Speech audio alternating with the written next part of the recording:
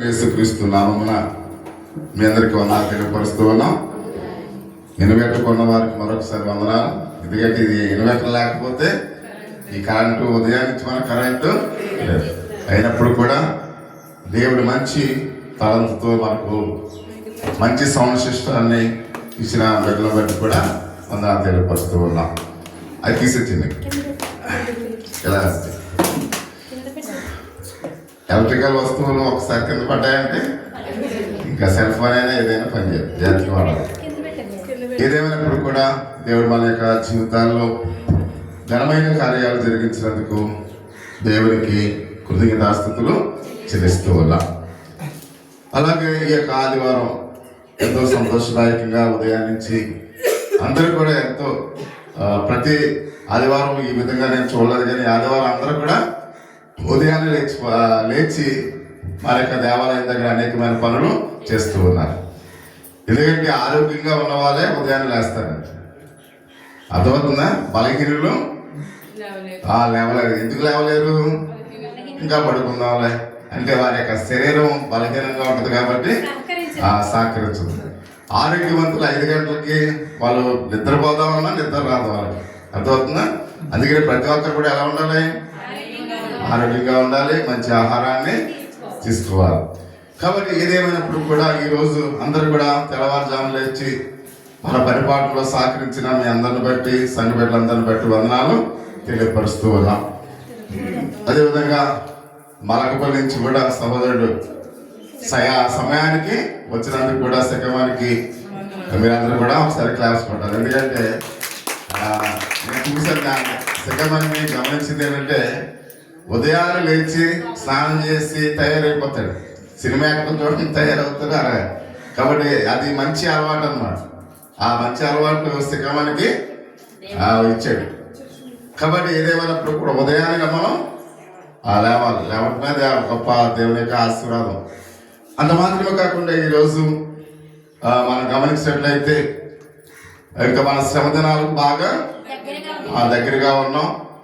కాబట్టి దేవుడు మనను ఈ గత సంవత్సరం అంతా కూడా కాసి కాపాడి ఈ 2026 సంవత్సరం కూడా ఈ శ్రమదినాలు అన్ని రోజులు కూడా మహిమకరంగా జరగడానికి కూడా మనకి మంచి సౌండ్ సిస్టమ్ దేవుడు ఏర్పాటు చేశాడు. అలాగే ఈరోజు సహోదరి మహిళలు కూడా మంచి లైట్, ఇంకా అంటే ఎక్కువ మామూలుగా సామాన్లు అటు ఇటు మనం ఇప్పి పట్టుకెళ్ళి చేయవసరం లేకుండా చాలా సింపుల్గా, ఎందుకంటే మన యూత్ వాళ్ళు పట్టుకెళ్తే సరిపోతుంది, అది లాక్కెళ్ళిపోతే సరిపోతుంది.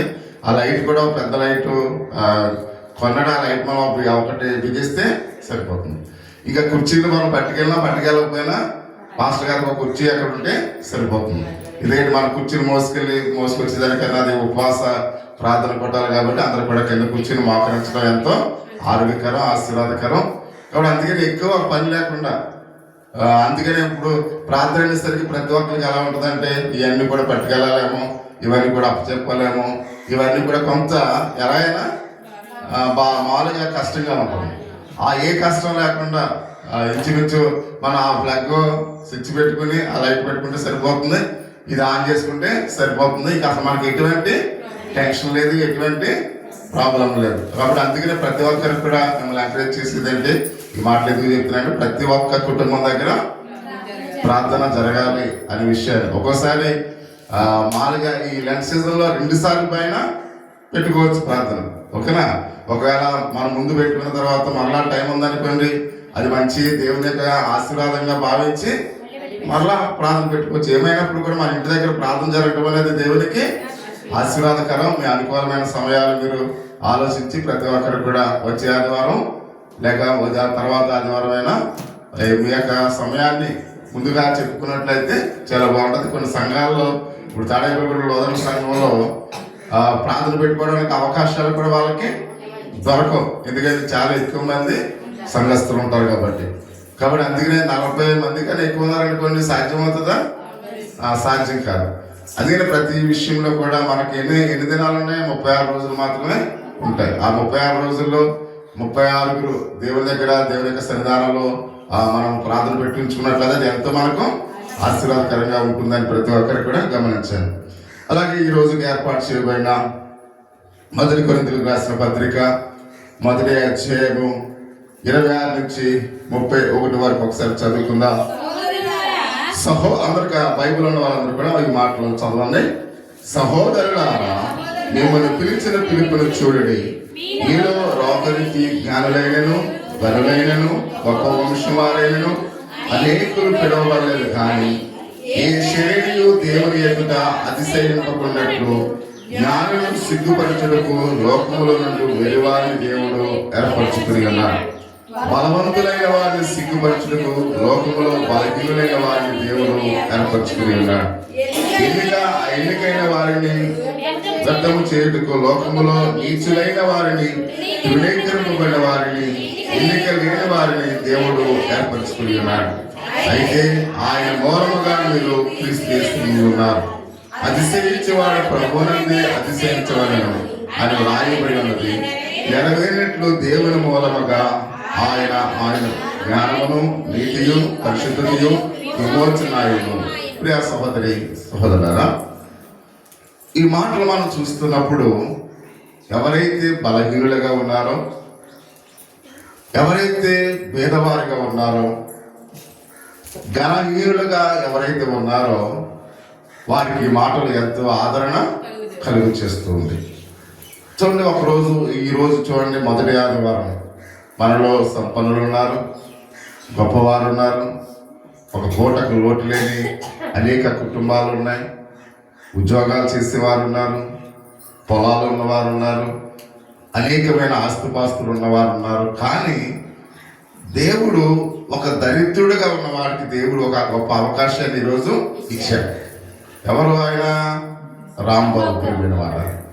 చూడండి, దేవుడు ఎవరిని ఏర్పరచుకున్నాడు?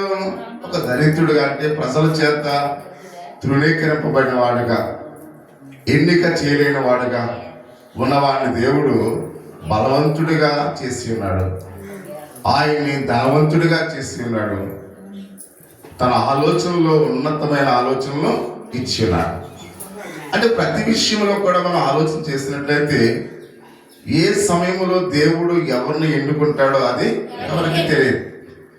దేవుని యొక్క కృప లేనిది ఆ అవకాశాన్ని దేవుడు ఎవరికి కూడా ఇవ్వడం. ప్రియమైన వాడు, చాలా మంది మనం చూస్తున్న ఒక ధనవంతుడు ఒకవేళ 10,000 మందికి భోజనాలు పెట్టాలన్నా 10,000 మంది వస్తారా? ప్రియమైన వాడు, అంటే దేవుడు అవకాశం ఇవ్వకుండా ఏ మనుషుడు ఏ పని కూడా చేయచాలడు అనే విషయాన్ని చాలా జ్ఞానాత్మకంగా పరిశుద్ధ గ్రంథంలో మనం చూస్తూ ఉన్నాం. అంటే ప్రియా సహోదరి సహోదరుడా, ఒకసారి ఆలోచన చేసినట్టయితే క్రీస్తునందు ప్రియా సహోదరి సహోదరుడా, కాబట్టి చాలా మంది గొప్పలు చెప్పుకోవడం చాలా సాధారణమైన విషయం. ప్రియమైన వారు, చాలా మంది ఏం చేస్తుంటారు? గొప్పలు చెప్పుకుంటూ ఉంటారు. నీవైనా నేనైనా మనమైనా ప్రతి ఒక్కరం కూడా గొప్పలు చెప్పుకోవడం అనేది సర్వసాధారణమైన విషయము అని మనందరికి కూడా తెలుసు. ప్రియ సహోదరి సహోదరా, ఇది చాలా సాధారణము. ఎందుకంటే మనం ఆ క్రీడల్లో మనం చూస్తూ ఉంటాం, ఆటల్లో మనం చూస్తూ ఉంటాం, అటు దగ్గర కూడా కూర్చోవాలి. కాబట్టి క్రీడల్లో మనం ఆలోచన చేస్తున్నప్పుడు ఒక క్రికెట్లో 2 టీములు ఉంటాయి. ఆ 2 టీములు కూడా మేము గొప్పవారు అంటే మేము గొప్పవారు అని చెప్పుకుంటూ ఉంటారు. అలాగే ఒక కబడ్డీ ఆడే 2 టీముల్లో కూడా మేము గొప్పవారు అంటే మేము గొప్పవారు అని చెప్తూ ఉంటారు. అక్కడికి ఒక కాంఫర్ట్లు మెయింటైన్ చేసేవాడు కూడా మా కాంఫర్ట్లే చాలా మంచిది అని వాళ్ళు చెప్పుకుంటూ ఉంటారు. కుటుంబాల్లో కూడా మా కుటుంబం చాలా మంచిది, మా పిల్లలందరూ కూడా చాలా అద్భుతంగా ఉంటారు, మా ఫ్యామిలీ అంతా కూడా ప్రత్యేకమైనది అని ప్రతి ఒక్కరు కూడా, అంటే ప్రతి ఒక్కరు కూడా తెల్లారి లేచిన తర్వాత ప్రతి ఒక్కరు కూడా చెప్పుకునేవి ఇవే. మేము గొప్ప అంటే మేము గొప్ప అని చెప్పుకోవడం సాధారణంగా ప్రతి వాళ్ళ యొక్క జీవితాల్లో మనం చూస్తూ ఉంటాం. తల్లిదండ్రులు అలా చెప్తుంటే ఆ మాటలు విని పిల్లలు కూడా వాళ్ళు ఏమంటారు? మేము గొప్ప అంటారు. ఆటల పోటీలో అయితేనేమి, లేదా ఎడ్యుకేషన్లో కూడా చాలా మంది చూడండి, మేము బాగా చదువుతాను నేను గొప్ప అని చెప్తూ ఉంటారు. అంటే ప్రతి ఒక్క విద్యార్థి కానించి, ప్రతి ఒక్క కుటుంబం కానించి, ప్రతి ఒక్క వ్యాపారస్తుడి కానించి ప్రతి ఒక్కరు కూడా సాధారణంగా మాట్లాడే మాట ఏంటి? నేను గొప్ప నేను గొప్ప అనే విషయానికి మనం చూస్తూ ఉన్నాం. అంటే ఎవరికి వారే గొప్పవారుగా వాళ్ళు క్రియేట్ చేసుకోవడం ప్రతి విషయంలో కూడా మనం చూస్తూ ఉంటాం. ప్రియ సహోదరి సహోదర, గొప్పగా ఊహించుకోవడం సాహసమే ప్రతి ఒక్కరికి కూడా. నేను చాలా గొప్పవాడిని, నేను చాలా హైట్ ఉన్నాను, చాలా పర్సనాలిటీ ఉన్నాను, నేను చాలా మంచి తెలని అంగీ వేసుకున్నాను, నేను చాలా గొప్పవాడిని అని చెప్పుకోవడం ప్రతి ఒక్కరికి కూడా సహజమైన లక్షణం. ప్రియమైన వాళ్ళ ప్రతి ఒక్కరికి కూడా ఈ విధంగా చెప్పుకోవడం సమాజంలో మనం ప్రతిరోజు కూడా చూస్తూ ఉంటాం. ఒక వ్యవసాయం చేసేవాడు బాగా ఒక బస్తా ఎక్కువ పండించాడు అనుకోండి, నేను చాలా గొప్పవాడిని, నా వ్యవసాయంలో బస్తా నేను ఎక్కువ పండించాను అంటే ప్రతి మనుషుడు కూడా ఇలా చెప్పుకోవడంలో సహజమైన లక్షణాన్ని అనుదినము అనుక్షణం మనం చూస్తూ ఉన్నాం.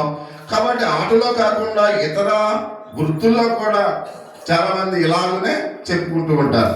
మా హాస్పిటల్ చాలా మంచిది అని, నేను లండన్లో చదివాను, లేకపోతే మామూలుగా అమెరికాలో చదివాను అని ఇలా మా మామూలు అంటే వారి యొక్క చదువుని బట్టి వారు చేస్తున్న ఆ వైద్యరీత్యను బట్టి కూడా చాలా మంది చాలా గొప్పగా చెప్పుకుంటారు. అంటే ప్రతి మనుషుడు కూడా ఇలాగునే చెప్పుకోవడం ప్రతి విషయంలో కూడా మనం చూస్తూ ఉన్నాము అనే విషయానికి మనం చూస్తూ ఉన్నాం. రాజకీయ నాయకులు అయితే ఏమంటారు, మమ్మల్ని గెలిపించండి అమ్మా, మమ్మల్ని గెలిపించండి, మీకు అన్ని కూడా చేస్తాం. అంటే రాజకీయ నాయకుల్లో కూడా గొప్పలు చెప్పుకునేవారు ఉన్నారు. వాళ్ళు ఏ పార్టీకి సంబంధించిన వారైనా మనకు అనవసరం, కానీ ఎవరైనప్పుడు కూడా గొప్పలు చెప్పుకోవడం సాధారణంగా మనం చూస్తూ ఉంటాం. అంత మాత్రమే కాకుండా ప్రియమైన వాళ్ళ కాబట్టి రైతులు అదేవిధంగా రైతు పండించేవారు కానించి ప్రతి విషయంలో కూడా ఇలాగ మనం చూస్తూ ఉన్నాం. కాబట్టి వాహనాలు అమ్మేవాడు కూడా ఏమంటాడు, ఇప్పుడు రాజు ఉన్నాడు, ఆయన ఏం చేస్తాడు, డీలర్ అనమాట, మా ట్రాక్టర్లు కొనండి చాలా మంచిగా ఉన్నాయంటాడు. అంటే వాహనదారులు కూడా వాహనాలని అమ్మేవాడు కూడా ఏమంటారు, మా గొప్ప. లేకపోతే అంటే ప్రతి విషయంలో కూడా మోటార్ సైకిల్ ఏదైనా షోరూమ్ లో పెట్టిన తర్వాత ఆ షోరూమ్ వాడు మా కంపెనీయే చాలా బెస్ట్, చాలా గొప్పదని చెప్పుకోవడం కూడా మనం అంటే ప్రతి విషయంలో కూడా, ప్రతి వ్యాపారంలో కూడా, ప్రతి కుటుంబంలో కూడా, ప్రతి వ్యవసాయంలో కూడా ప్రతి ఒక్కరు కూడా తెల్లారి లేసిన తర్వాత చెప్పే మాటలు ఇవే అనే విషయాన్ని మన అందరికీ తెలుసు ప్రియ సహోదరి సహోదర. కాబట్టి మనము కూడా కొందరు గొప్పలు చెప్పుకుంటూ ఉంటాం. కాబట్టి ఈ వృత్తులు చేసేవారు కానీ, ఈ వ్యాపారాలు చేసేవారు కానీ, వేరే కాదు కానీ ఇక్కడ కూర్చున్న మనము కూడా కొన్ని సందర్భాలు ఏం చేస్తుంటాం, గొప్పలు చెప్పుకోవడం సాధారణంగా మనకు కూడా అలవాటు అనే విషయాన్ని కూడా మనం గమనించవలసిన వారినట్టుగా మనం చూస్తూ ఉన్నాం. మనందరం కూడా ఏదో విషయంలో చాలా మంచివారు అనుకుంటాం. ప్రియమైన వాళ్ళ మనం ఏమనుకుంటాము, నేను చాలా మంచివాడిని, నేను మంచి మాటలు మాట్లాడతాను, చాలా మంచి పనులు చేస్తాను, సాధారణంగా మనం కూడా అనుకుంటూనే ఉంటాం ప్రియ సహోదరి సహోదరుడా. అంత మాత్రమే కాకుండా ఒక విషయాన్ని అందరికంటే మేము ఎంతో మేలు చేస్తామనుకుంటాం.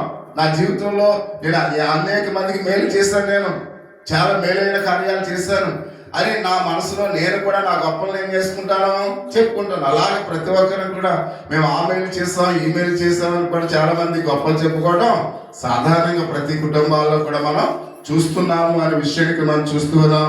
కానీ ఇక్కడ దేవుని యొక్క వాక్య భాగం సెలవిస్తుంది, ప్రత్యేకంగా ఆత్మీయ విషయాల్లో కూడా మనం గొప్ప విషయాలు చెప్పుకునే వారంగా ఉంటాం.